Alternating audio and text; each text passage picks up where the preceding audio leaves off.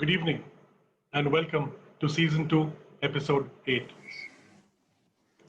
of My Candid Conversations with Amar Singh Ji, Gyan Nagpal, and Dominic Costabir.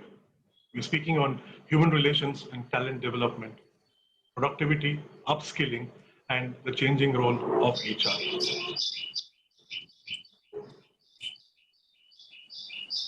I'm going to introduce my panelists. Amar Singh Ji is the Executive Director, Human Resources, and a member of the Executive Committee with Khaitan and Co. Company, which is a law firm. With a BCom degree and a master's in personnel management from the Symbiosis Institute of Business Management, Amar has worked across Bharat Petroleum, DSR Group, and with over 15 years at various Tata Group companies. He's been with Tata Finance, Tata TD Waterhouse, Indian Hotels, which is the leisure wing, the leisure arm of the Indian Hotel Group, which is the Taj Mahal Hotels. He's also worked with the Tata Capital, where he was the head of HR and managing committee member, and responsible for the learning and development, CSR, and the HR function since its inception. In his various assignments, Amar has anchored numerous initiatives to support the development of strategic human resource practices. His passion lies in setting up and establishing the HR function in new companies, in the formulation of key policies, team building, and employee engagement. His current passion lies in building of cultures. Welcome, Amar. My second guest is Gyan Nagpal, a talent strategist and an author. Sometimes I wonder, with a name which has knowledge in his name, which means knowledge, what else would Gyan have been doing? Gyan, delighted to reconnect and thank you for doing this. Gyan has a bachelor's degree and he's a management student from the Oberoi School of Management, leadership and talent strategist and a researcher. He is an experimentative explorer and a truth seeker. These are his own words. He has been adding dimensions to himself in hospitality, the IT, financial services, and is a perpetual student. An author of the 2013 best-selling business book, Talent Economics, The Fine Line Between Winning and Losing, the Global War for Talent. And another one, which released just recently in 2019, The Future Ready Organization, How Dynamic Capability Management is Reshaping the Modern Workplace. For those of you who haven't got your hands on both these books, I would urge you, not because he's here as a panelist, but I would urge you to grab your hands on these books and make them part of your learning. Gyan has led a profitable consulting business covering 16 markets across Asia, Europe, and Africa. He spent 2 decades in shepherding business units and leading in talent and development portfolios in the Asian American and with Asian American and European MNCs. He joins us today from a very warm and lovely Bangkok. Thank you, Gyan, for being here. Last but not the least, Dominic Costabir, a very dear friend with a wonderful sense of humor. Dominic is the director of the Hospitality Training Institute, which is now called the HTI. He's also the author of a book called The Waiter. An alumnus of IHM Mumbai with almost 3 decades of work experience, Dominic has worked in the hospitality industry for 12 years. His entrepreneurship journeys began since he was in the 5th standard, and he formally started HTI in 2002. Dominic and his team conduct programs on team building, behavioral leadership, and entrepreneurship.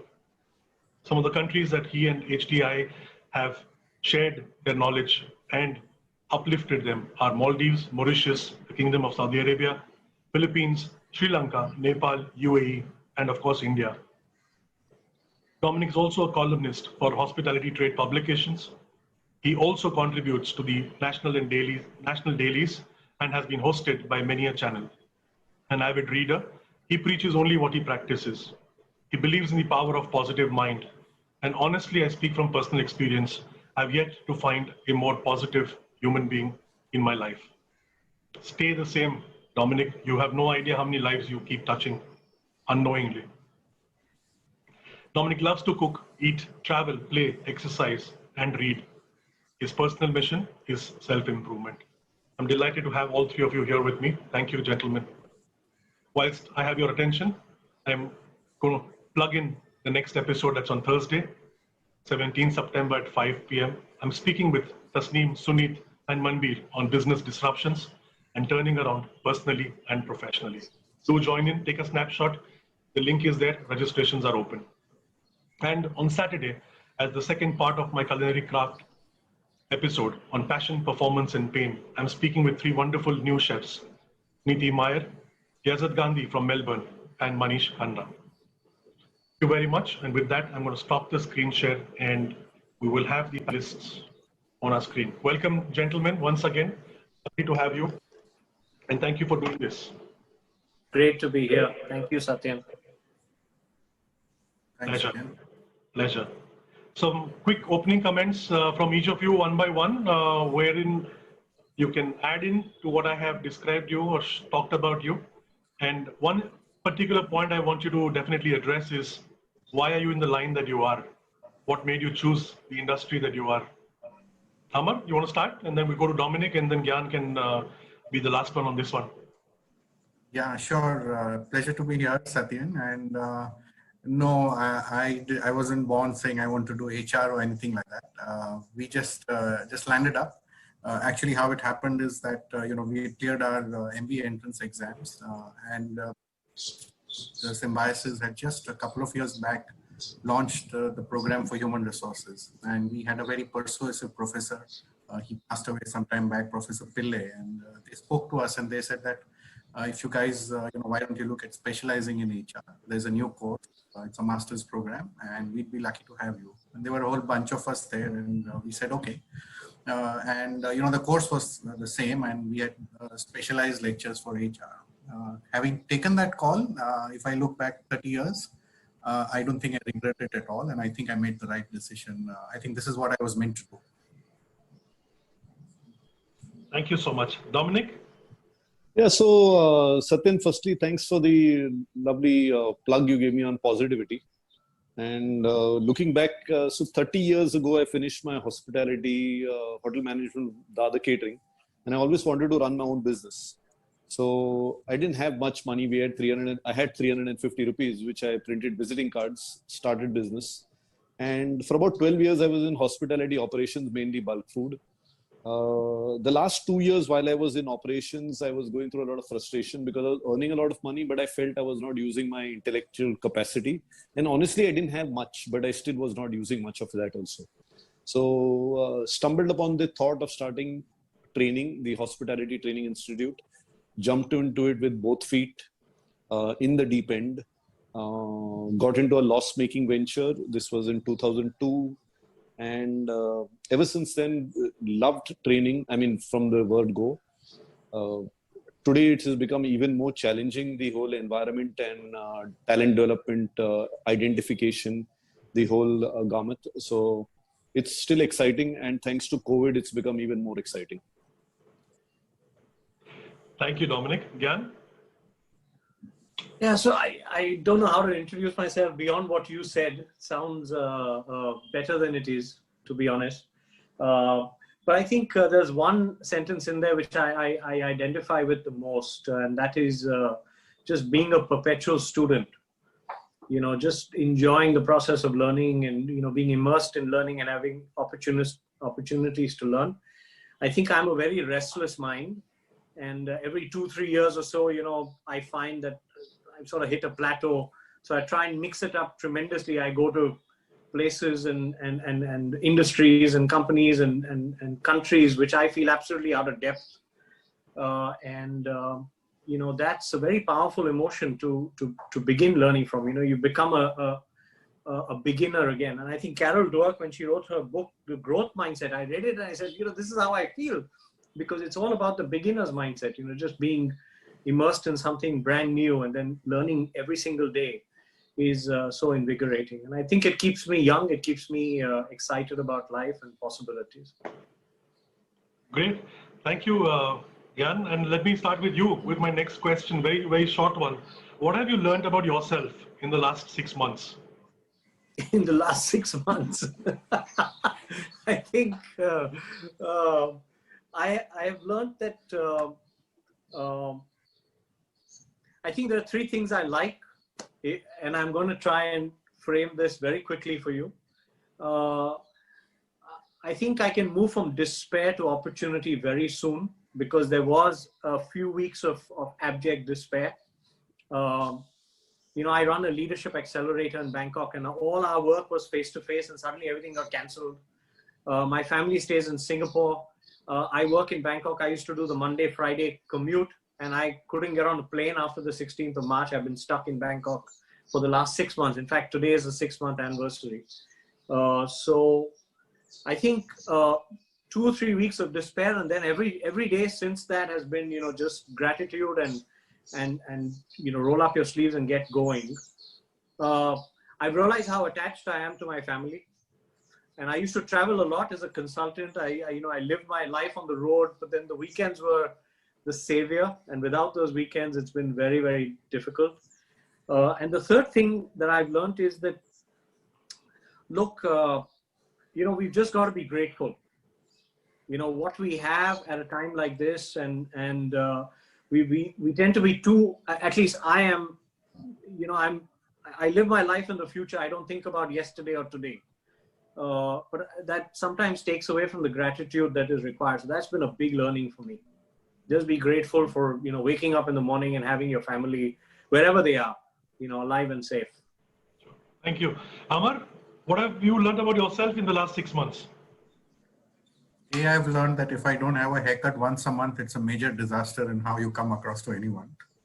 And Satyan said, I have a good sense of humor. I made sure that you 3 were together here, because each of you have a fantastic sense of humor of your own, in your own way. But thank you. But besides the haircut part, you know, I am growing my hair, as you can see. But Amar, on a personal note, anything that you discovered about your own personality which you haven't had before the 6 months? Not really. I mean, I think I've always been pretty much aware who I am. But 2 things other things that I've discovered. One is that for me, routine and discipline make all the difference. So if I follow a routine every day and do what I'm supposed to do, irrespective of whether I follow an office routine last 6 months, you know, from the time I get up to what I do to when I have a bath. I think the day I don't do that, or a couple of days that I don't do that, can really drag you down. And I think for me in life, that's something that stood me by. Always having a routine and always having discipline in how one conducts oneself. And the third thing, I think, again, it's not a new learning, but I think your mind can be your biggest enemy or your best friend. And the game of life is played in the mind. Everything else is secondary. So irrespective of where you are and what the circumstances are, how your mind deals with it is very, very important. Everything else has become secondary. Thank you. Dominic? Satyan, ever since you asked Gyan that first question, I've been thinking about it, and I didn't really learn anything new about myself. But what I realized is, because even this COVID situation that we're facing, actually, I faced a little bigger challenge, personal challenge, some months or a couple of years back, in fact. So post that, I think everything else just seems very normal or natural. But one thing I realized is that something you said earlier also, you don't realize how many people you touch. And I feel it's all about all of us that, when the lockdown started, you would call up people because, of course, you're looking for business. And I told my team that, besides looking for business, because it's not going to come back for some time, just find out how they're doing, chat them up and talk to them. And I found that when I reached out to certain people, maybe they were ducking me, they wouldn't take a call. And a couple of weeks later, I would try them again and stuff like that. Until finally, it became a sort of a pattern. I found that when you did connect with them, the reason they were ducking you is not because of you. It's because of their own challenges they're facing. And literally, there were people close to depression. And just, connecting with another human being. And what would normally happen is, you'd feel offended that, okay, I called up, let's say, Satyan, and he's not returned my call. But because we had time on our hands, you could afford to call a person, a couple of weeks later and just say, how are you doing? And in fact, I remember 2 SMS I sent WhatsApps I sent different people, and I said, I hope you're doing fine, because I've called you twice and there's been no response, nor to my earlier WhatsApps. And honestly, I was disturbed at that time, to be honest, irritated. And both turned around with, their own, should I say, sob stories. And that's when I realized how fragile the world is and people are. Sure. Thank you. Thank you for those honest answers, all three of you. So I'm gonna deep dive straight away into the two parts of our conversation. One is, of course, human relations and human resources related. The other is more also on a people related on talent development. And I'll try and do justice in the short time that we have and the vast knowledge each of you have. So I'm going to ask in no particular order, okay? And I'd love all of your perspective on this. There's a whole landscape change of the responsibility of learning and development from an organization's perspective to the employee's perspective, right? So earlier, let me just elaborate this a little bit more. Earlier, we used to say, my organization will send me for training and development. They will recognize what I should be trained in. But in today's world, it's more of you yourself realizing and you yourself being responsible for your own learning and development. I'd love to have your thoughts on this. Is it right? Is it wrong? Does it make sense? If not, then why? Dominic, start with you. So Satyan, my take is that this shift has not yet taken place, not in India at least. The onus of training you still seems to lie with the organization you work with. On a personal note, I feel that's unhealthy for you yourself as an individual. And the organization, of course, cannot afford to invest in training you for the role that you have. So I feel post-lockdown, and as things open up, organization will want fully trained people to come into the role. And there is also shifts in the way roles are played. For example, let's say you are doing a particular role. That role is defunct or redundant. And there is now an opening in another segment. And you could apply for it, provided you have the talent for it or the skill for it, right? Now, if you rely on your organization training you to get into that role, you're asking for too much. The organization would want you to do it in your own time and then get into that role. So that's my short take on it. Gyan, your thoughts on this, please?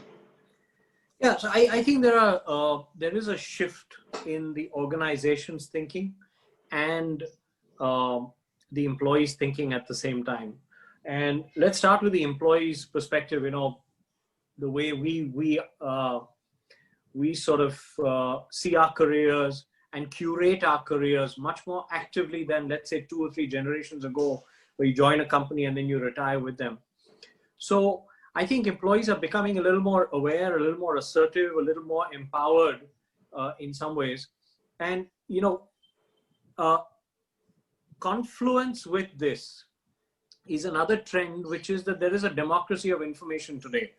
30 or 40 years ago, information was privileged. If you didn't have access to the best schools, colleges, trainers, or whatever, you could never learn. Today, the internet, anyone can. Harvard puts its courses on, MIT puts its courses on from 2 years ago for free. You can do for 2,000 rupees, you can do a Coursera course on, the latest software or whatever else. So there is this democracy. Now, that's how the individual needs to think. So where do I need to take my career? What kind of capability? Why should I even delegate it to my organization? If they don't value it, doesn't mean I shouldn't have it. If I feel I should have it to, meet my career ambitions, it's my responsibility. On the organization side, what I'm seeing is that there is greater investment in strategic capability. So capability that aligns with strategy, the organization will put unlimited amounts of money in, because there is a real risk with people not being skilled enough to deliver the goals and objectives that have been committed to shareholders or to owners or whatever else. But then there is that nice to have learning or, employee training side of, the old days it was like a buffet. You can just go select whatever you want, go attend whatever managers. That stuff is going away, because I think a lot of people are realizing that, you don't want hostages sitting in a classroom because a manager has nominated you saying go for training these 2 days. That culture is gone. And that culture is where I started my learning and development career 20 years ago. We had to send nominations out. If my class didn't fill up, I used to chase them saying, no, I need one food. And then you end up having either the holiday makers who are there just to kill time away from work, or the hostages who think the world is falling down because they're not at their workplace or whatever. And you don't want these kinds of learners anyway. So the culture is shifting for the better, I think. Sure. Thank you. Amar, what's your perspective on this? So I will pick up where Gyan left off. And traditionally, you joined a company, and you spent a large part of your life there. And there were maybe 3 or 4 purposes under which training happened. So one was that you were identified, you were a performer, you needed to be upskilled, or you were part of a talent pool and you got sent off for something. The second was, courses that had to be done. So for example, I started my career in the public sector, and, Hindi was essential. Some third memo had to be in Hindi. So everyone had to do a Hindi course, and it just happened by rote. The third kind of vertical was, some course came along and you didn't know what to do with some guys who were getting under your feet, and you send them off every once in a while. So they were out of your hair and they attended a program. And probably the last vertical was where it was partly self-driven. So people, asked or wanted to do something. I think what has dramatically changed to today is that it's become, a need from the individual. So for me, it's survival. What I learned in 30 years ago in HR is no longer relevant. And so if I don't keep up to scratch, I'm going to be out of the job. I'm not going to be wanted. Rather than a push, my survival has become pull factor. So today, the pressure comes more from individuals, and organizations also realize that. So today, I'm getting upskilled and learning and doing things. I may, if I find that my organization is not supporting it or they don't feel the need, I'm going to walk out and go someplace where all that I've acquired is going to be recognized and rewarded. So the shift has been tremendous. And I think that's the greatest change that I have seen on the learning front over the past maybe 15, 20 years, that it's accelerated so much. Sure. Thank you. My take, and I just try and be a little crisp on this, is that what I've loved is the opportunity that is available to all of us today. Maybe because of this pandemic or whatever, there was always online classes, etc. But we all have a lot of time on our hand, and somehow suddenly I feel that everyone is going into this self-development process, whether they can afford it or not, whether the subject makes sense or not. But there is this whole thing about, I want to prove when I get back to work that I have done something constructive with my time.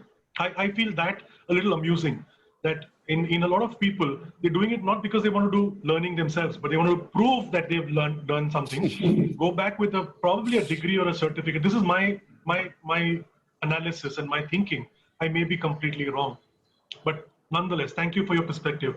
Amar, I want to ask you, traditionally, as most of us know, people stay in their companies and careers and they last for 30, 40 years. Or maybe even longer at times, not necessarily in one company, but overall. They plan their careers or the working life for about 30, 40 years. 2 parts. One, what does it take for someone to last so long? Not necessarily in one company, but actually work for so long. And 2, does the youth of today really want to work that long? Your thoughts on this? Sure. So to last the marathon, if I may, put it in that form, it takes much, much more than just being very good at what you do.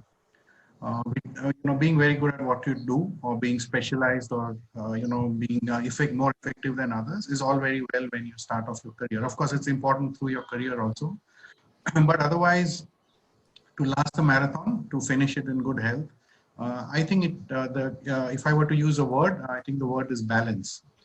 You need 3 or 4 pieces of the puzzle. You should look after your health, physical, spiritual, mental, family, have interests, develop a personality. It's only when all these pieces come together that you are a whole person. And whenever life throws a curveball at you, it's only when you have all these pieces of the jigsaw around you that you can face that curveball and know how to deal with it. I think many of us make the mistake, or most people make the mistake of focusing on one aspect of their lives. So you either work, or you're focused on, family, or somebody's focused only on spirituality. To me, I think that's not a great way to, live your life. It's again, like I said, it's good to be good to be excellent at what you do.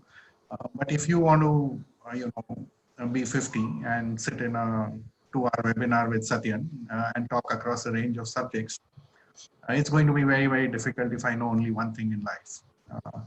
And the things that people ignore the most are what they need the maximum towards the end of the marathon. That is your health, your family, your peace of mind. And if you have not paid attention to those things in the first, maybe quarter century of your life, it's going to be very, very difficult. And hence you see, there are people who are successful and doing well into their 60s and 70s. And there are people who have been outstanding at the start of their careers who burn out or fall by the wayside. Sorry, what was the second part of the question? About the youth and their inquisitiveness, or I would say, I won't use the word inquisitiveness, but their chanchalta about not wanting to stick in a job for a longer time. And continuing that, expanding a little bit, does the youth really want to work for so long? As you rightly put in your last comment that, there are a lot of people who've been successful, but, at early stages and dropped off thereafter. Your thoughts on that? Yeah, so I think, youth not being able to, focus on a single thing or being able to stay with a job is just changing times. I mean, I think maybe we were as radical 30 years ago to our parents as, my 21-year-old son is to me. So, I mean, if I were to take an example of this webinar, I have a laptop screen and I'm looking at you and that's it. But if my son was doing something, he would have 3 screens. One is looking at you, one is looking at a Netflix series, and the third one is probably looking at some food. And he'd be pretty good at doing all, and you would have no clue as to what he was doing. So I think that's just the changing, nature of the generation today, and one really shouldn't bother. They would be as successful as we are. Also, in terms of their changing, jobs or not being able to stick. I think part of the fault also lies on the other side of the table. If you make things interesting, if you make things relevant and rewarding, they will stay with it. They don't have the same fears that we had. I mean, I didn't dream of, I couldn't imagine, for example, going to my boss and telling him I'm not happy with my job, or I need a rise, or, I'm bored, or I want to do something. You just went to work and you did what you were told to do. Even today, I find it very strange if, somebody in their early 20s and comes and says that, this is not what I like to do and I'm going to quit, or you better transfer me out. I still find it very difficult if I were to go and tell somebody that, so if organizations or companies kind of understand what this generation wants and deliver it to them. I work for a law firm that's, more than 100 years old. We'll be 110 very, very soon. And it's moved from being very traditional to where we are today, and we attract the brightest minds in the country. And we have to make ourselves relevant to them. Otherwise, they won't stay with you for a day. So I think if you look at the perspective of how the generations have changed, what they want, and deliver that to them, there is no problem really. It's just a different generation. Sure. Thank you. I'm going to come back to you in a bit about you in the law firm. Not only in the capacity that you are, but something else as well. So I will come back to you soon on that. Dominic, I want to quickly check on you, and probably Gyan can drop in his thoughts also, maybe combined or a little later, is on talent and adaptability in today's times. In fact, I'd like to hear from all three of you, but definitely Dominic, particularly with the fact that talent and adaptability of people in the workforce in this industry and in life in general as well. Your thoughts on that? Yeah. So firstly, talent is something that is inherently born in you. And I think you would probably be referring to skill then. So, or maybe you hone your talent that you were born with and, use it in your workplace. Now, when it comes to adaptability, I think the challenge is with the person and the organization, like even Amarj pointed out, that what is the organization offering you? And if we look at two sides, so when you're saying what you have with you currently, either your skill or your talent, and on the other side is the ability to adapt to the situation demands. I think adaptability is the key, because if you stick to what you already know, and you may be brilliant at it, but if it is outdated, if it is no longer relevant, you're not going to get anywhere. And if you feel that, on the other side, we have this challenge where, again, Amar pointed out that, people want to change very often. At the same time, I'll again refer to something he said about discipline and routine. So there is a fine balance between, being disciplined and having routine, which you definitely need. And at the same time, knowing the right time when you need to adapt to the current situation. If you just say, I'm bored, so I need to change, you're always going to be bored, because there's always going to be some change you want. So, and you won't develop your talent or your skill unless you practice something, and that calls for discipline. So the challenge for the youth today, especially, as compared to the older generation, where you joined a job and you stayed with it for maybe 50 years, 40 years, whatever it was, till retirement, right? And beyond also at times. So today is to know when to hold on to a task still and when to let go of that task and pick up something new. And if you're brilliant enough to do literally an overlap, that means while you're still holding on to a particular job, you are learning a new skill and then adapting to the future that's coming. So that's my take on talent or skill versus adaptability. Sure. And, Thanks. Gyan would probably. I just want to, thanks, Dominic. I want to twist the same thing, but in a little different way for you, is hedging talent and the employment risk. I'm sure you have lots to share on that part, and you can loop that in with this adaptability part. Your thoughts on that, please? Yeah. So look, the reality is, actually, before I go there, I want to just catch two threads, one from Amar Singhji and one from Dominic, and what they said, which I totally agree with. I think they're both absolutely spot on the money. I'm a researcher on talent, and when I think about talent and I write about it and all of that, I'm thinking of capability. Broadly, it is nothing but capability. And from an organizational perspective, it's capability which creates economic value.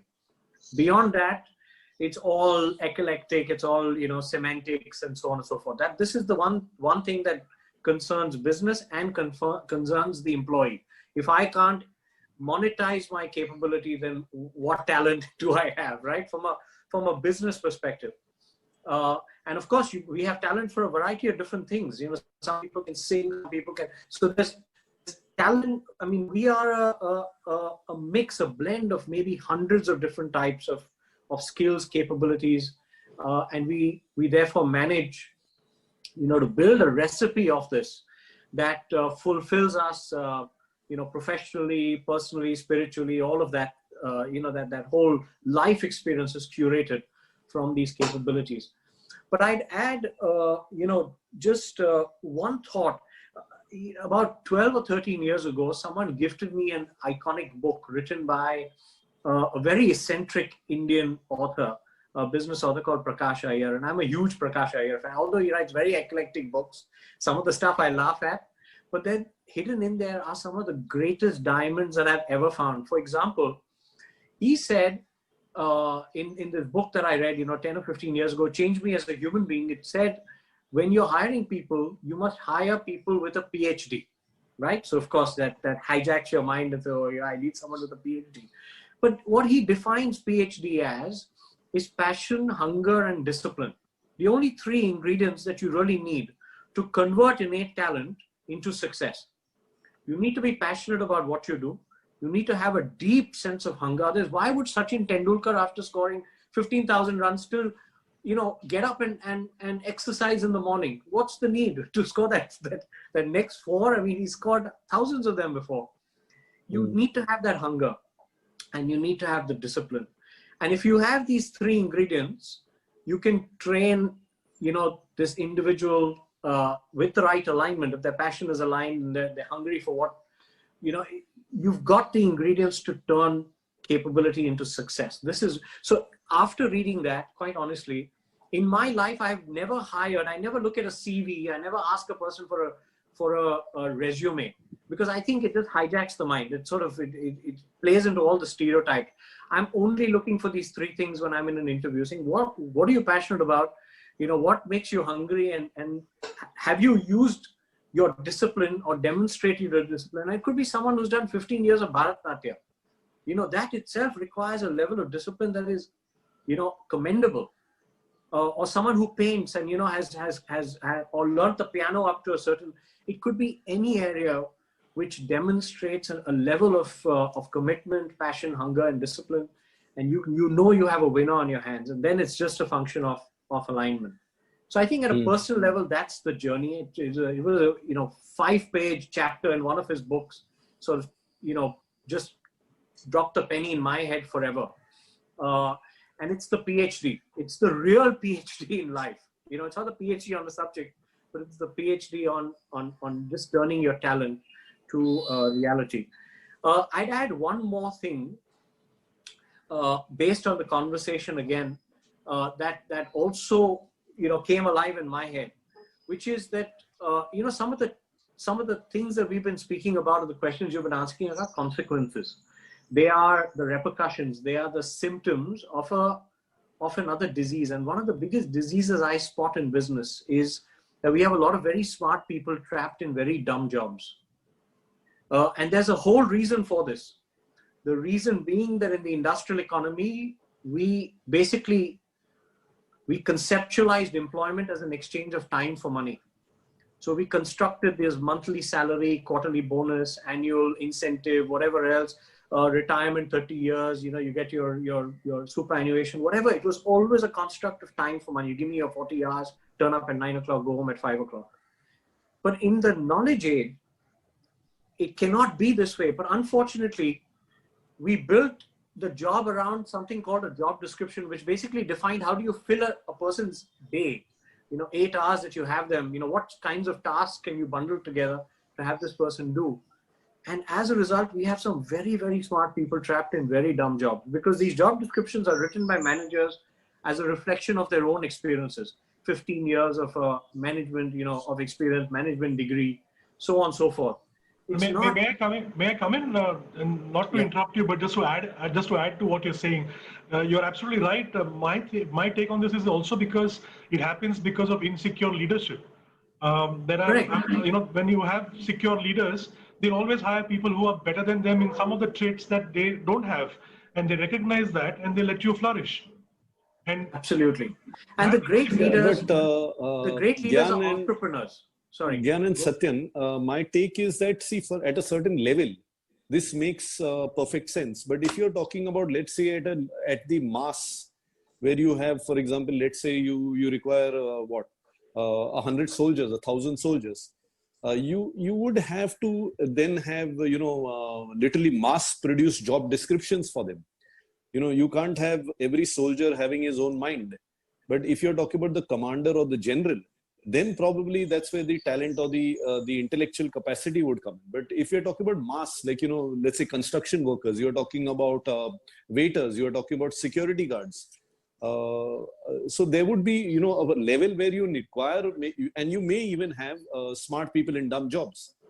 But at least in the hospitality industry, I feel that you need to be smart enough to do the dumb job for a certain period of time before you get to using your smarts. I don't know about too many other industries, but Dominic, let me push back on that. I think everyone, especially when you're, let's say you took the example of an army person, wherever there is life and limb involved, you need the discipline to be able to do your work in a certain way.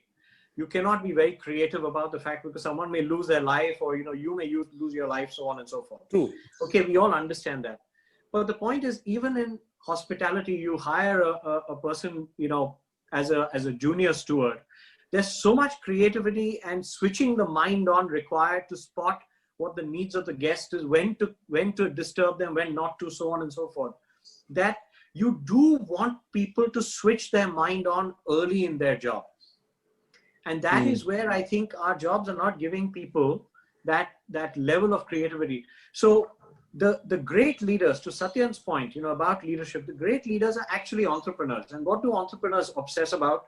Number one, how can I solve a customer's problem? If you can't solve a customer's problem, you don't have a business, correct? Number two is, how do I unlock capability? How do we get together and you sort of make the sum of our parts, sort of the whole greater than the sum of the parts.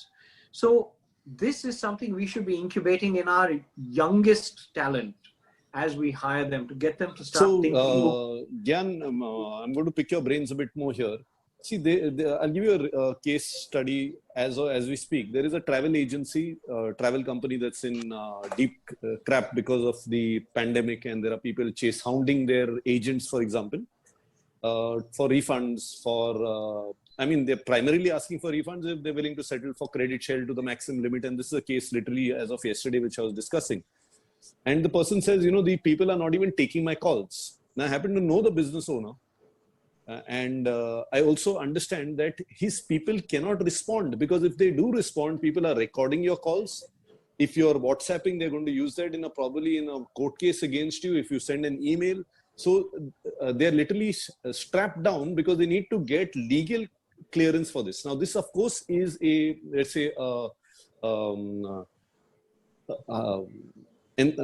exaggerated situation. But I know, for example, even in a normal restaurant today, if a guest comes to you and has a normal complaint, you have to worry that, are you being recorded? Has the person already photographed the dish? And is it going to cause you a huge backlash for you, which your organization may not be able to handle? But and what's wrong with that? What's wrong with that? It's a different context. Yeah. Maybe this wasn't the way it was 10 years ago. No one exactly. had phones so literally where you want people to be trained to say, listen, I'll call my manager. And when the manager comes also, he's given a certain definition of what he can do, beyond which he has to scale it up or rather, escalate it. Yeah, exactly. So Dominic, I think both you and Gyan have absolute valid points. We're talking about two different, if I may use this word, intellect levels of different levels of people. I agree, and I tend to agree that maybe at the grassroots levels, you do need a structured, an SOP or a job description. And I don't think that Gyan is not saying that that's not required. It's just that the future-ready organization, one of the parts that I want to pick Gyan a little later on, is are we going to remain the same for the next 100 years? We're going to get worse, Satya. We're going to get worse. Because we are asking for robotic performances. If you look at Amazon, if you look at, what are they? They're employing people in droves. And they're going to be replacing them with drones and robots. So they're pushing us. The whole concept is pushing us towards two ends. One is the end that Gyan is talking about, where we can use our intellectual capacity, our capabilities, which a lot of youngsters are doing when they're building apps, for example. Okay, but it's literally off the beaten path, and for every 10,000, you have maybe 2 survivors. And on the other end of the scale, you have this mass. We're going back to literally, the 80s, where the industrial revolution was. And you've got people, look at your Zomato, your Swiggy. How many people are they employing? Look at Amazon and eBay. How many people are they employing? No, and point noted.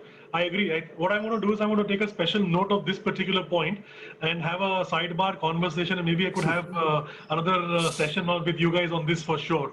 But thank you for your thoughts. I don't mean to be rude, but I'll move to the next one. I get your point. Yeah. Amar, I wanted to pick your brains on not on this point, but on something which is probably a little more structured. When I say structured, is because you're working in a law firm. You're probably the only non-lawyer in my capacity of knowledge who is also on the board of a law company. What does it, and I'm happy for you, but the question I'm trying to kind of put in a proper structure for you, and then through the industries that you worked in, especially in HR, at times you may not have had knowledge of those industries, right? You have a formal degree in human resources and people management, but you moved from one industry to the other industry, which are not probably aligned. So what does it take? How did you manage that? And what happens to people? And there are so many people I know who do that as well. How do they manage doing this? Yeah, I think there are a couple of points. So, it gets scarier as you grow older. So when I shifted from, core industry, I started with Bharat Petroleum and SR and went to financial services. I wasn't scared at all. I thought it was very cool, and, I'm going to solve all the problems of the financial industry, and I just moved there. But 25 years later, when I made the shift to a law firm, I was scared as hell. and saying, you know, and I think my friends were as getting older also, and my most optimistic admirers gave me 6 months to a year to last in a law firm. Having said that, I think what works is a couple of things. Is that one is you should have an open mind when you shift industry or geographies. When I say an open mind, you know, you have to know your subject well. So you have to be good at your core subjects. If my subject is people and all issues with people, irrespective of which industry I go to, I need to be very, very good at that. The second thing that you need to do is be very quick on your feet and understand the business. Nobody, however good you are in your chosen, whether it's HR or finance or whatever it may be, will respect you if you don't understand how business is run, how money is made, and what makes the business survive.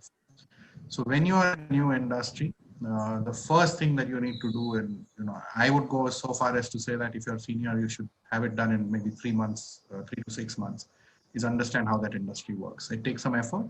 You have to learn. You go down to, you know, the lowest common denominator. If you have to go with a sales guy and sell some stuff, or if I have to sit with a junior lawyer and go to court and see what happens in a courtroom, I need to do that. Once you understand the business, how it is run, how it makes money, what works for the business, then you can, you know, start doing your job. In my case, which is HR, and making the changes, because then people will respect you. So, for example, when I moved to hospitality, I got transferred. It was an internal transfer within the Tatas, and I moved from, you know, TD Waterhouse to Indian Hotels, Taj. You know, I had only lived in a hotel. I had gone, checked in, stayed in a room. You had a meal at a restaurant, maybe used the pool, and that's it. I had never been behind the house.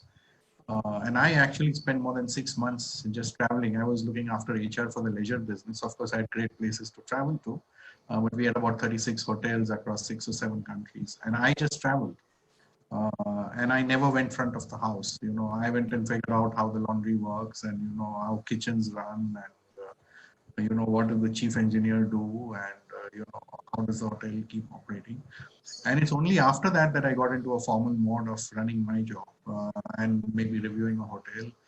To the extent that, you know, towards the end of my stint, I was also part of the team that kind of oversaw and reviewed and helped manage some hotels given the spread.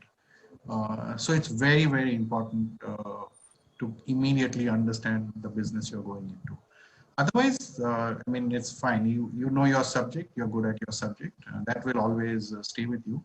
And finally, Satyan, people are people. You know, whether you're a hotelier or a lawyer or an engineer or a pilot or, you know, whatever, you know, basic issues remain the same. Everybody's pissed off with their boss. Everybody needs a salary hike. Everybody's not got promoted. Everybody wants to go home on time. And those things don't, and just on a lighter note, but those things don't change. So human behavior by and large remains the same. The context changes. And it's very important. If you don't understand the context, it won't work. Just stay with the industry you are in. That's my advice. Oh, thanks. I'm going to come and stick with all three of you on a human behavioral point, but in a bit. So audience, very quickly, you have a Q&A button in front of you. Feel free to throw your questions in. They're only visible to the panelists and me, and I will take them up in a bit. And all of you, Kshitij, Harsh, and the others who've raised your hand, we are waving back at you. Thank you so much for being here, everyone. Okay, so, you know, Satyan, yes. Satyan, sorry, I just had one point on the previous discussion with Gyan. Sorry, please go ahead. I just thought you know what Gyan said. I think there is an old saying in management circles: being equal. If you have to take a call, hire for attitude and train for skill. And I think that's the crux of the issue. So you cannot hire somebody who's not trained or skilled to do something. I think what he's trying to say is that finally attitude will make the difference. Very true. A lot of times. So I just wanted to put that point there. Thank you. Sure. Thank you. And sorry. So I just on a lighter note, but I really want to understand this from you guys. Most of us are on LinkedIn, right? Almost everybody today is in for various reasons. When I surf LinkedIn and I come across something, I'm giving an example. So Amar Singh ji puts a post saying hiring for XYZ position. Okay, it's very simple. Hiring for XYZ position. Please do not reply here. Go on this link and do the needful. you still have a Dominic, a Satyan, and a Gyan Nagpal in the thread replying, interested, please check my profile. Now, and these are people who have worked for 20, 30 years, holding very, very responsible leadership roles, apparently on their profiles. I don't know in reality. But it amuses me that people at this level can also write and say they can't follow instructions. Sometimes they don't even read the thread or the post. And they say, interested, check my profile. What are your thoughts on something like this? Gyan, let's start with you here. Yeah. So I think this is the democracy of social media. This is the democracy of modern culture.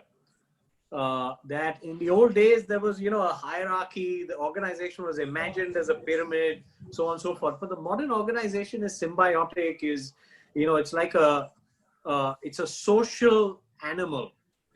And as a result, I think we have to accept that, people aren't straitjacketed. There will be those, I totally agree with you. If you don't have the basic discipline, which goes back to that, the hunger, that if I'm really serious, do I really, follow the instructions and put myself in the mix or what? But we are, living in an age of fundamental democracy. In almost, the relationship between employer and employee is also becoming democratized. With the employee walking, with as Amar Singh Ji correctly said, people leave. Organizations laying off people in bad times. So there is a fundamental shift, and social media only makes it a little more messy, I think. No, I get it that social media makes it messy and it's democratic and all that, but genuinely, I could understand if it's a entry-level person or someone who's just passing out of a college saying, I'm interested, check my profile. But, I'm amused. Okay, anyway, but I get your point. Sorry, you wanted to add something more on that, Gyan? No, I'm just saying that in the old days, would you hire someone like that? Or would you even check out someone's profile? Satyan, in the old days, my elder brother could have been writing my application letter in great handwriting and sending it. So how do you know? My tie could have been tied by my father because I never learned how to tie. Whatever it is, fundamental is we shouldn't judge. The point is, all of these are filters. Just observe it, let it pass. Observe it, let it pass. Don't stress about this stuff. But there are certain jobs, like Dominic was talking about, that you need a level of process orientation, of discipline, of respect for a laid down standard operating procedure. You wouldn't hire for sure because it's counterintuitive. But like for a creative advertising job, perhaps the person says, I'm not going to go in and fill up this lengthy, but they're the right talent. You never know. Satyan, my take on this is that it's two kinds, and I kind of agree a bit with Gyan where he comes from. Is one is guys who are just sheer careless. Whether they're senior or junior doesn't matter. Carelessness cuts across age profiles. It probably gets worse as you grow older. They don't read it and they just shoot it off. And the second is you have a bit of an attitude, and you say that I'm different. Maybe the instruction says this, but I'm going to send my CV to Amar or Satyan because I'm different. What does happen, and I can share this thing, is let's say if we were applying to a law firm, one of the markers that we use is attention to details. So if you get a CV with spelling mistakes, wrong dates, or bad formatting, it's a big sign to us. The core function or a core competence for a lawyer is precision and how things come across and how you use. So we would begin with negative marks when we received a CV like that. That's the way it is. And we wouldn't let it pass at all. Dominic? So I take it from where Amar pointed out that, see, it's an attitude. Now, if it is particularly for a higher post, the person probably has an ego about it that I'm not going to go and, direct message you and you can check my profile out. It's sort of an attitude. And also what Gyan said is perceive it without filters, because somebody may have doctored it for him or someone may have put literally, the filters, like the tie is tied by his father or whatever.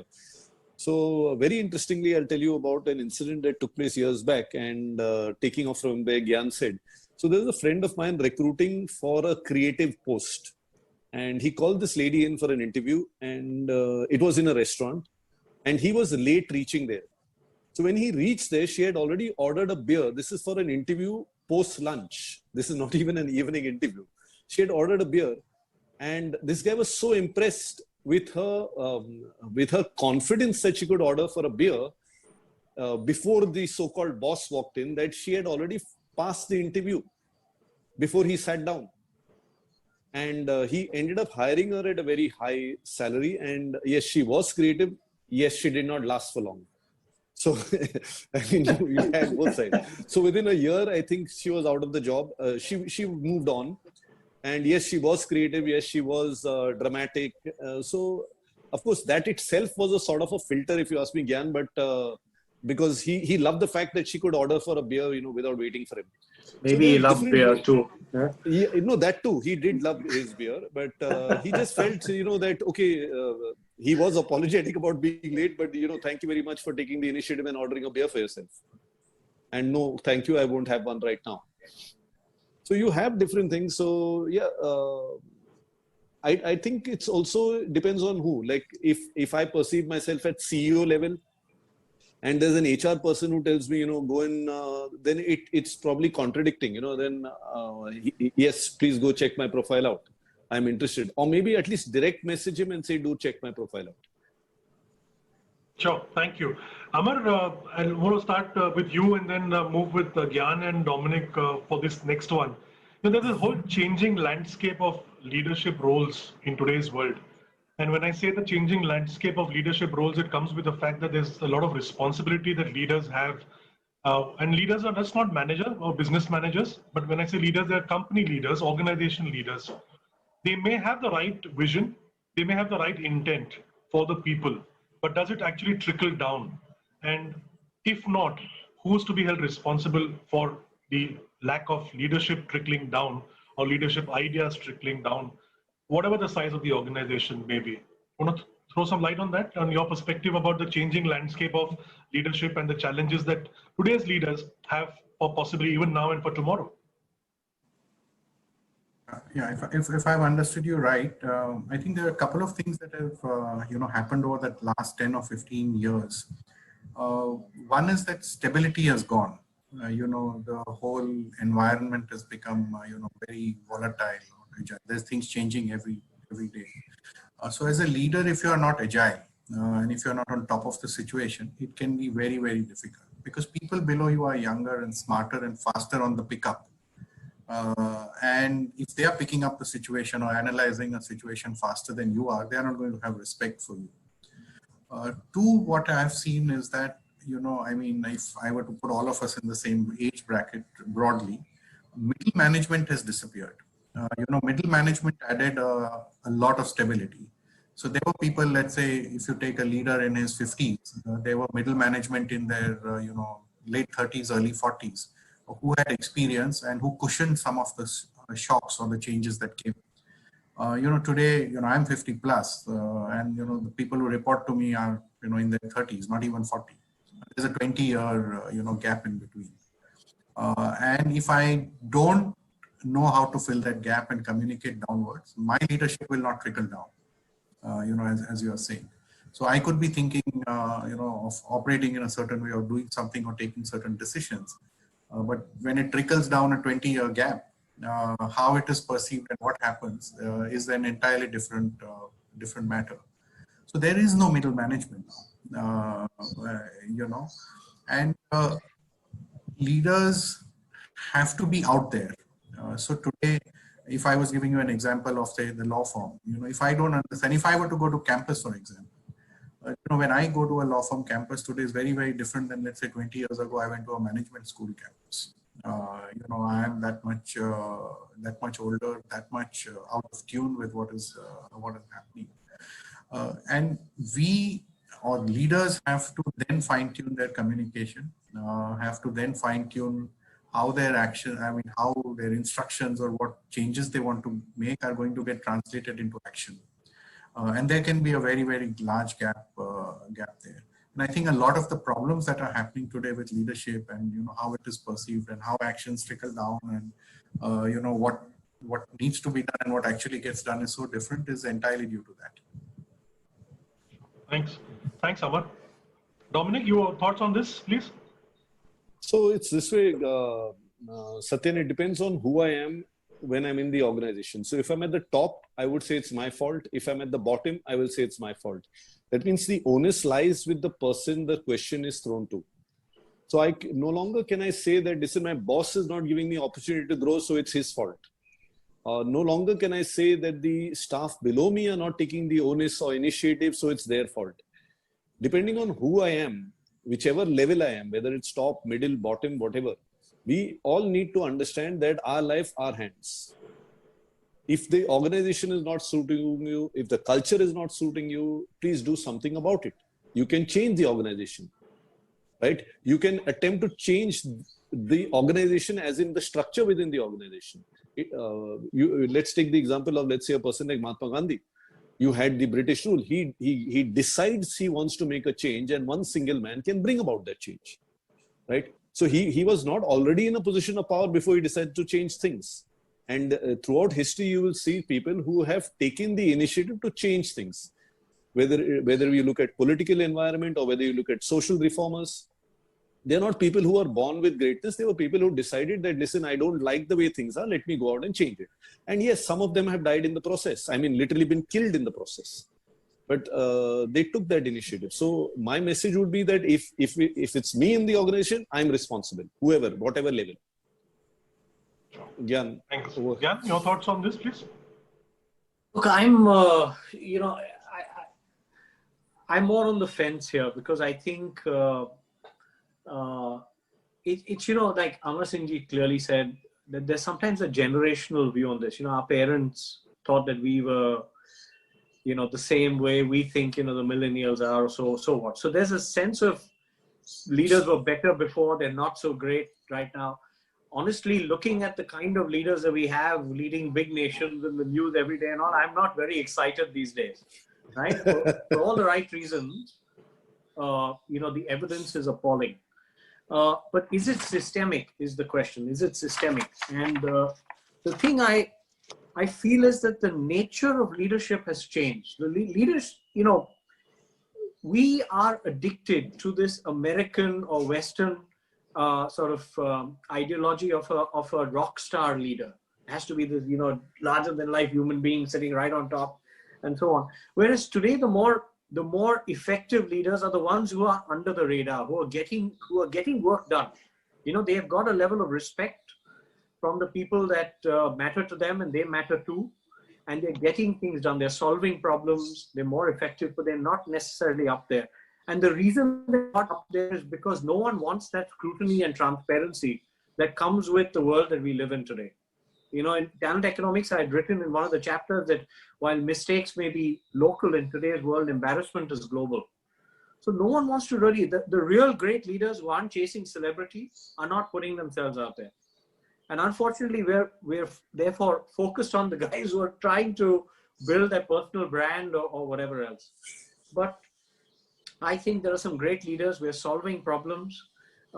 It's messy because it's very visible, it's very transparent. It appears more messy, but we have some great leaders who are really, really committed to inventing tomorrow. Very, very futuristic in their orientation. Otherwise, we wouldn't be here.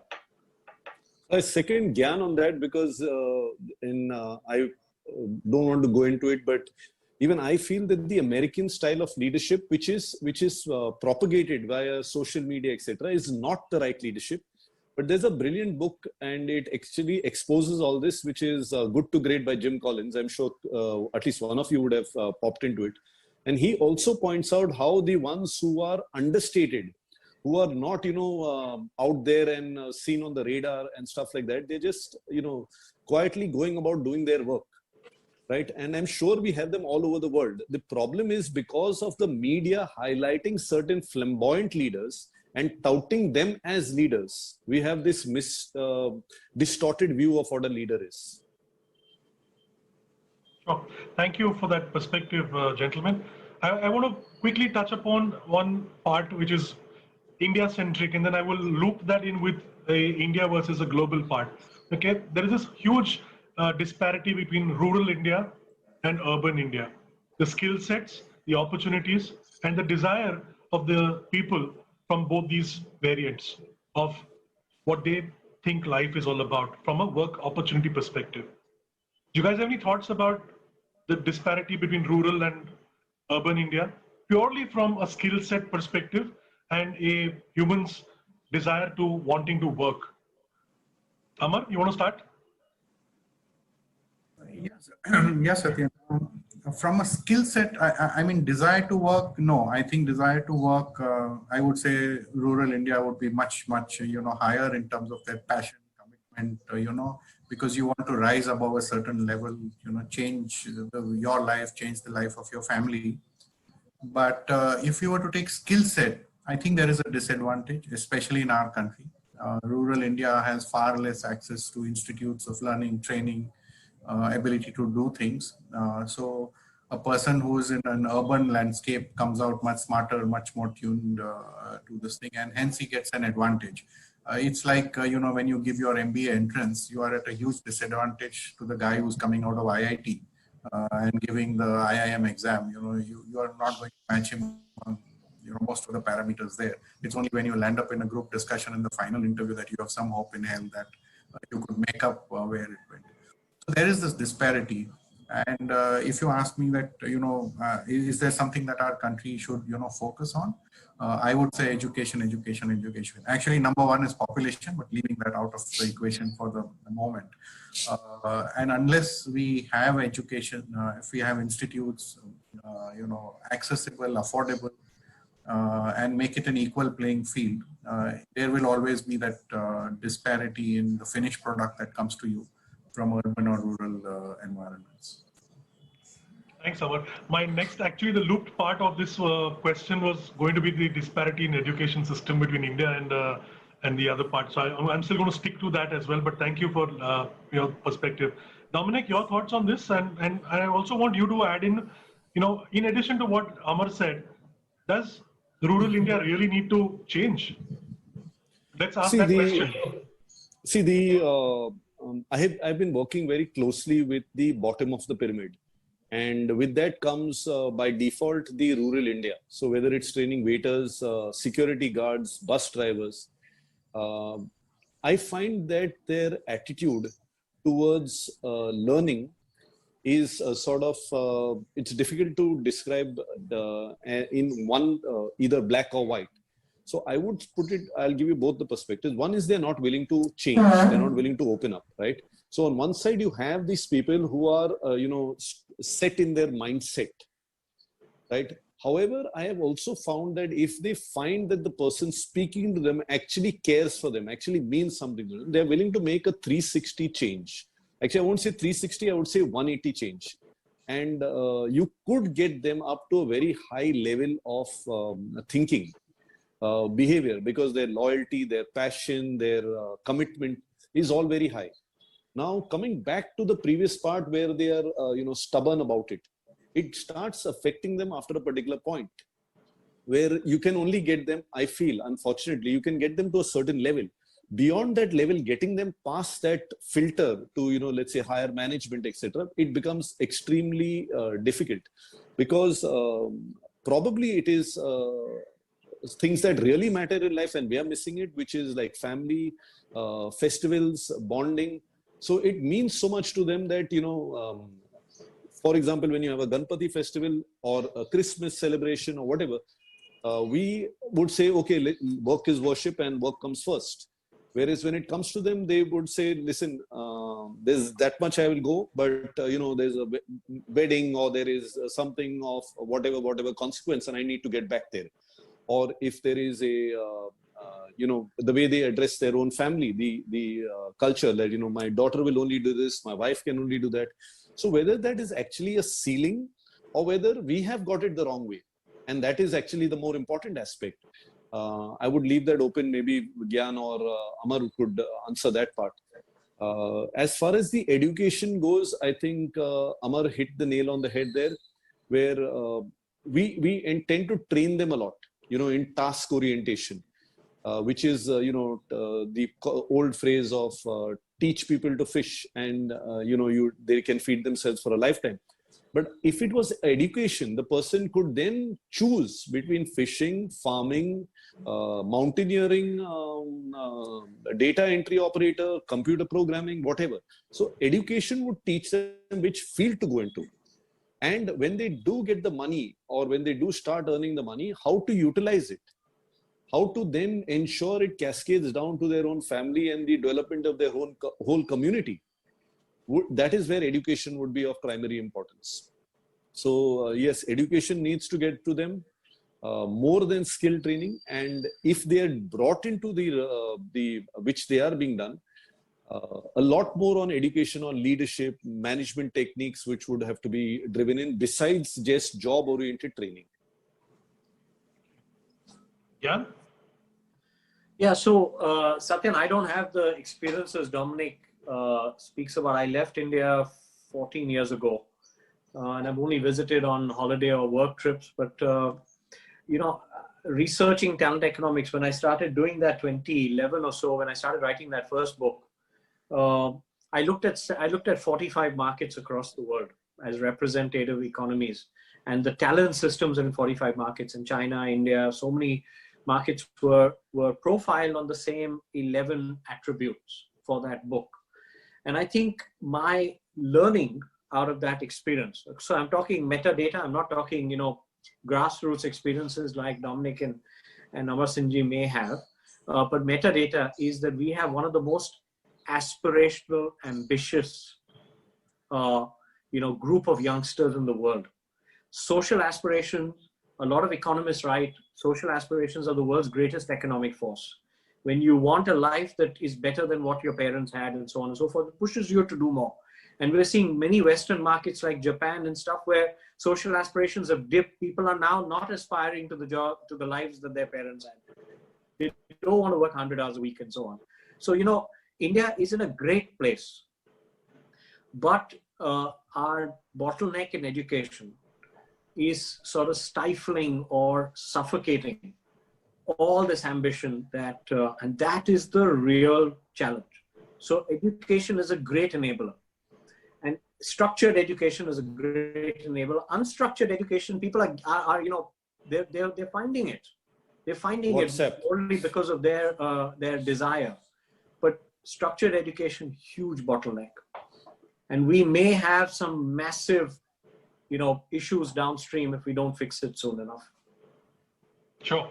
Thank you. I'm going to pause here and take the comments and questions. Harsh, thank you so much for your lovely participation and comments. Very humbled. Thank you so much. Hetis Majmudar, thank you for joining in again, Hetis. Lovely to have you. He has a question. It says, does the culture of the organization determine the difference of the D of HRD, human resource development or destruction? How do you as seasoned HR professionals make a difference? Anyone wants to start? Amar, let's start with you. I knew you were sending that to me. Yes, so he's spot on. Culture is the differentiator. It makes all the difference. There's no right or wrong culture. Culture is the way one chooses to view it. So the culture in my house is our culture, and you think it's right or wrong, but you know, the same will apply to the culture in your house. So organizations have their own cultures. Of course, there are some common things about bad cultures, and I don't want to get into that at this stage. But culture is very, very important. And can an HR head influence culture? Yes, most certainly he can. He or she can. And I think that's one of the larger roles that an HR head must play. You know, I mean, there is another very famous management saying that culture eats strategy for breakfast, which is also very, very true. But yes, culture does play a huge role, and culture is a long-term game, and most HR professionals tend to play the game short-term, and you do things which may not be good for the long term, and that's where the destruction part of it comes, because the effect that culture can have on people is lasting. And it can either make a person or scar a person. So, yeah, I mean, I would agree. Gentlemen, Gyan and Dominic, you have any thoughts on this from your side? Nothing from my side, because I think Amar's handled it well. Yeah, no, I absolutely agree. Just one thought that I would add to the narrative which is a section from my new book, in fact, where, you know, when I was writing this chapter, what sort of dawned on me through the examples and you know, companies that have failed and companies that have succeeded and transformed and stuff. The realization I had is that, look, we're in a disruptive time. We're moving from industrial economy of 200 years or so to now a knowledge-based economy, and several tenets, or, you know, the basic foundational assumptions of this economy shift in times of disruption. So what I did hypothesize there is that in linear times, in predictable times, culture is an organization's greatest asset. And I'm not exaggerating here. You know, when leaders can predict that, you know, this year is going to be similar to last year and so on and so forth, and we're just going down a path in a predictable manner, culture is a huge enabler. But in disruptive times, some parts of that culture can become toxic liabilities because they reflect yesterday rather than tomorrow. And hence, it is that renewal and change that's required in the culture. And sometimes when you don't change it, but the context changes, or the industry changes, or the competitors change, the customers change, then that becomes destructive. From, you know, goes from an asset to a liability. And I think smart strategists in organizations, not just HR's job, it's all leaders need to start thinking about, you know, is this something that will carry us into the future? Is this a good assumption for tomorrow? And culture is all about assumptions. It's the unspoken realities that, you know, everyone takes for granted. We've got to question them, bring them back on the table and say, hey, listen, you know, should we be talking about this? And great organizations are able to do that somehow. Thank you. So, Kainaz, thanks for coming in. I know you've put in 2 questions, and Amar has answered one. I'm not too sure whether you've received it. If you've received it, can you just raise your hand so I know he's answered you on the first one that you addressed to him personally? And in the meantime, I'll take the second one. Gyan, this is for you from a young girl called Kainaz. She's into HR. She's a fresher. She says, I really want to know what are some of the challenges you face as a talent specialist? Talent specialist. I'm not a specialist in anything. I'm a student of organization capability. And I think some of the biggest challenges that I've faced is that many organizations, you know, have ossified. They've become permanent in their processes, in their thinking, in their relationships, which is now, you know, one of the biggest risks in business. So a lot of my work over the last 10 years has basically been to sit down with a bunch of leaders, or sometimes the whole group executive committee or the management committee of a company, and sort of say, look, payroll is your number one expense on the P&L account. In quantum terms, it's your largest single item. In many companies, especially in the service industry, that's true. But do you know what you're spending your money on? Are you spending it the same way you spent it 10 years ago? And that's the number one indicator of a company that hasn't renewed itself. Is that, you know, basically our payroll is structured, senior leaders get a lot of money, our compensation models are in place. And talent strategy is all about understanding where capability is creating economic value and what parts of your organization are really driving your future, what roles, what capabilities, what skills are taking you into tomorrow. So unlocking some of that has been very rewarding for me and very, you know, fulfilling as a consultant. Thank you. And I'm taking the last comment. That's from Milind Kotare. He says, education develops logical thinking, which brings in very important aspect of not only earning money, but utilizing it rationally, something which is worrying in the current EMI culture. Yes, Milind, I think, you know, it's again a personal choice, but well pointed out. Okay, gentlemen, so I really wish I had more time, but I want to respect everyone's time as well. But I do want to, you know, pick your brains on one very, very last but important point from each of your perspective, which is what do you guys think about the future trends of organizations and the dynamics that you see yourselves in your industries or related or even generalist as well? Dominic, let's start with you. Amar, and then ending with Gyan on that, please. So I don't know if this is going to be a radical thought, but my take is that just you're going to have individuals. So there would be two strata. There will be one in the mass area, like I said, your Amazon, which is mass recruiting, or Capgemini that's got, 10,000 employees at one particular level. There's going to be one side of that. And the other side is going to be where you have people who are brands in themselves. So even at a junior manager post or a supervisory post, you will have people who are marketing themselves, which has already started actually, but in a more constructive manner or rather focused manner, where they will pitch for a particular job, they will demand a particular salary, and they will stay with them for a particular tenure. It's more like consultants.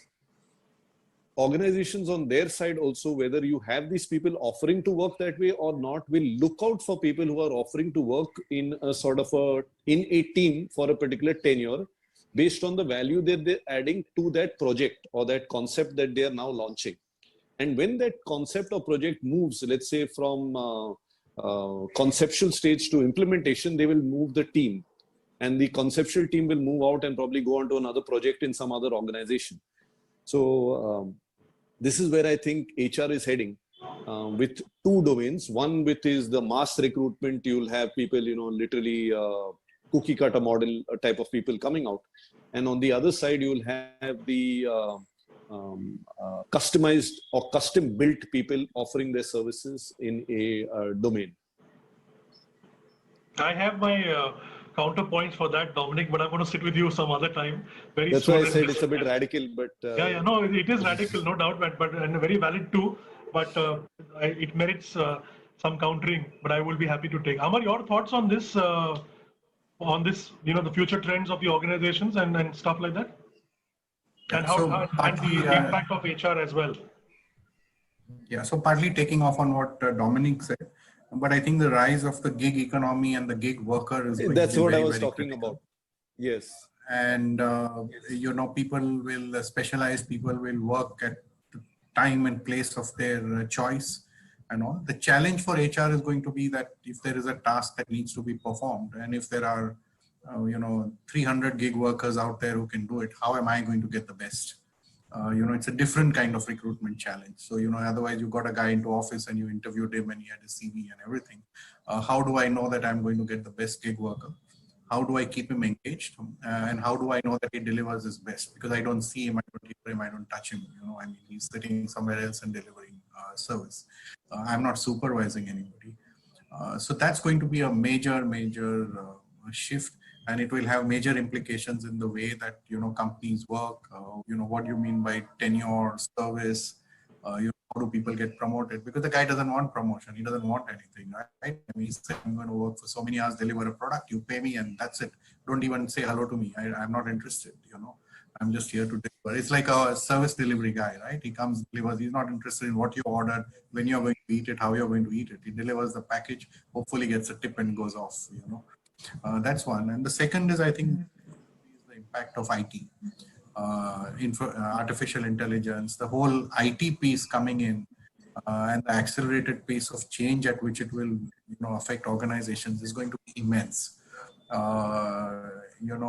And HR, not only HR, but all functions and organizations will have to learn to, cope with that and keep up with that.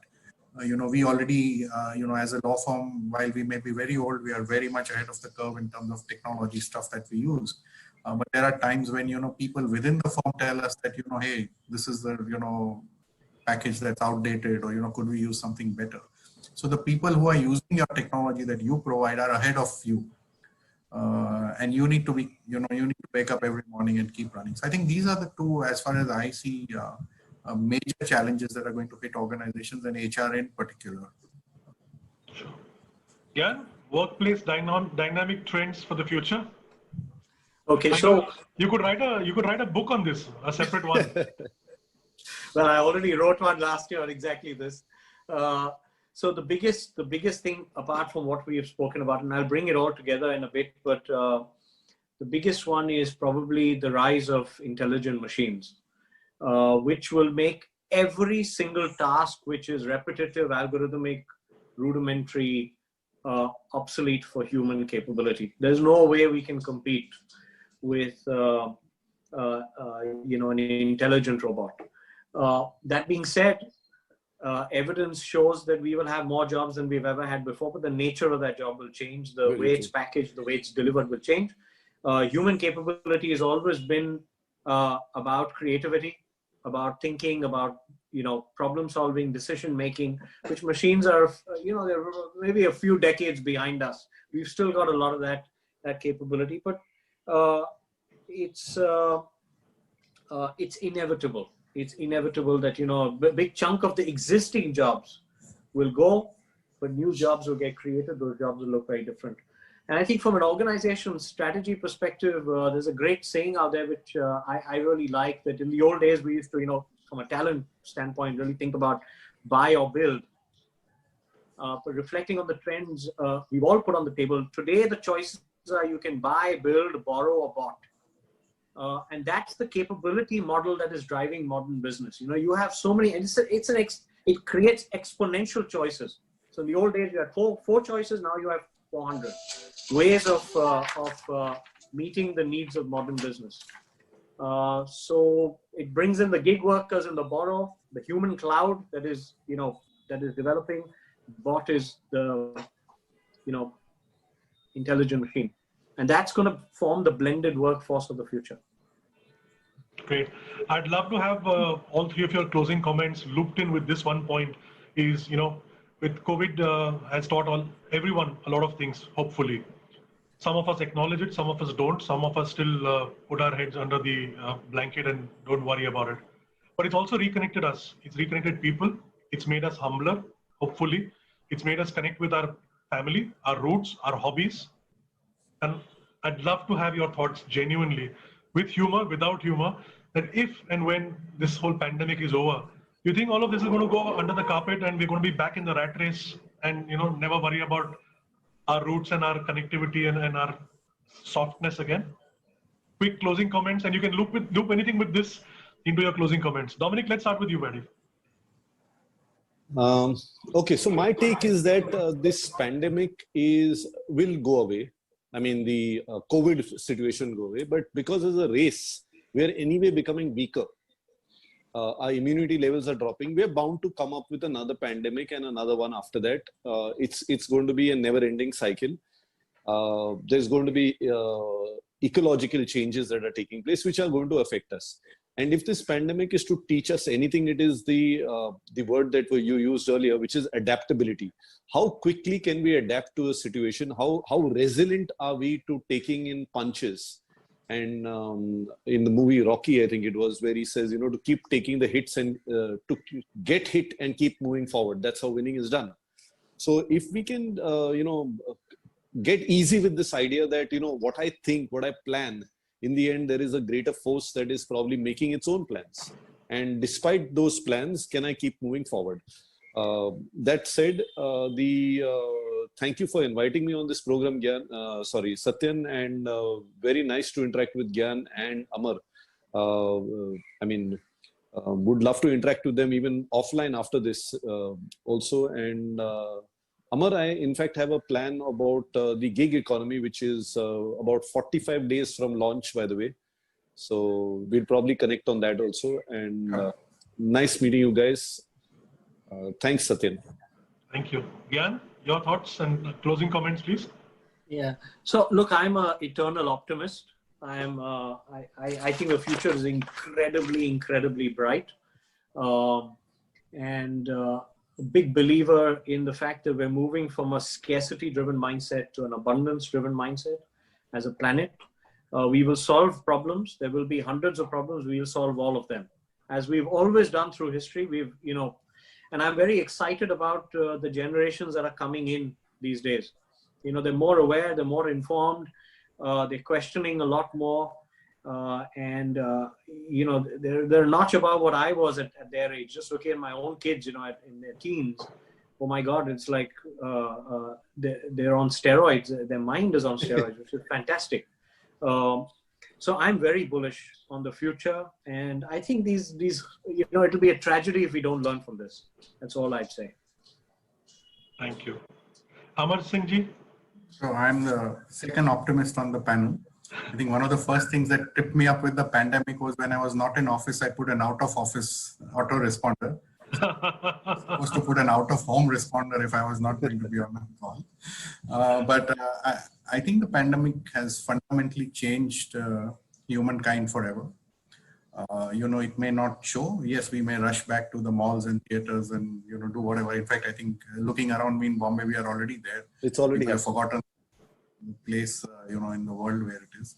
But I think all of us have changed. I think all of us have realized how fragile our lives are and how something that you can't even see can completely destroy you. I think people will appreciate homes and families and good health, things like that. Those are subtle changes. But that's been seeped into our psyche, and even so, it certainly seeped into mine, and it certainly seeped into my son who's 21. So he's going to grow up with that. So the surface behavior may go back, may not change, but I think all of us have changed forever in some small way, and I think it's for the good. Thanks, Amar. So Ajit, thank you for your lovely comments. I'm reading it out for the larger interest. Very interesting perspectives from our three stalwarts. Interesting questions too, and really like the insights. Thanks so much. Thank you, Ajit, and thank you, audience. We enjoyed the conversation. I did. I know the panelists did, and I know a lot of you did. So thank you once again, Amar Singh ji, Dominic Kostabir, and Gyan. It was lovely having you guys. Stay well, stay safe, and I hope to meet you all soon in the near future. Bye-bye. Thank you. Bye-bye. See you. Thanks. Thanks.